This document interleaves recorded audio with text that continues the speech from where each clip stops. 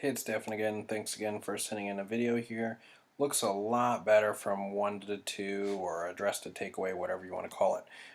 If I haven't referenced those before, P1 being address, P2 being takeaway, 3 being left arm parallel, 4 being the top, 5 being left arm parallel downswing, 6 shaft parallel in the downswing, and so on and so forth. You certainly don't need to have that memorized, but I may reference those alignments as we go just for clear dialogue. But anyways, this being position 1 and this being position 2 or P2, whatever we want to call it. Anyways, this looks way better than it did. So you're a lot closer to through the hands. We do lose sight of it. It's probably right about here. I feel pretty confident that it's still just a bit inward. So, and also, if I'm reading your notes correctly, you basically worked on this with maybe like a large bucket of balls, which is great. But you definitely still need to work on it if that's all you've done with it. Like I said, I think it's way better than it was. It's not where we want it, and you just need a lot more reps, which again is fine and really to be expected.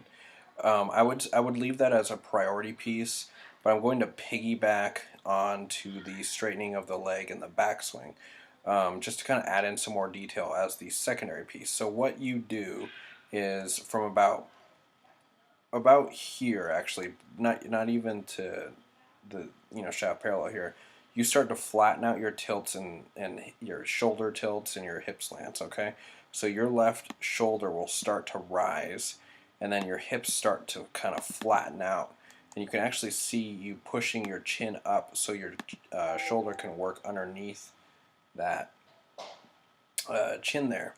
So when you get up here, you're pretty flat with your shoulders. It's about 19, 20 degrees.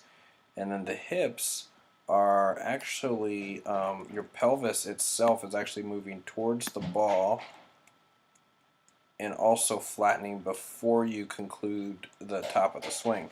So if we look at Rory here, we see something a bit different.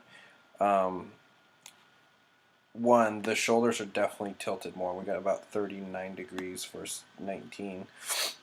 And then the hips are also more tilted. Now, I would say if he was wearing shorts, we could probably see a small space between the legs. I still think that's a good checkpoint for you. I may have mentioned that in the previous video, a space between the legs. But as you're straightening this trail leg, feel like the hips are steeper, and definitely feel like the left arm, or I'm sorry, the left shoulder is going more downward.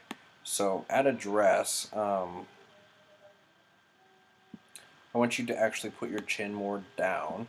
So you're probably looking through the bottom part of your eye sockets. I want you to envision like you couldn't move your eyeballs within your eye sockets, and you had to literally put your head more down at the ball, similar to Rory here. Like your face would be looking directly at the ball. Now, since the chin is more down in that position at address, your left shoulder needs to actually move down for you to keep your head relatively steady.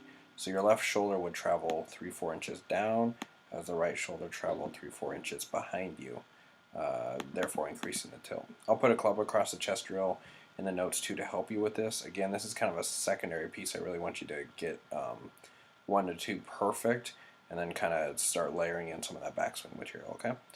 Best of luck, and I look forward to seeing the next one. Thanks.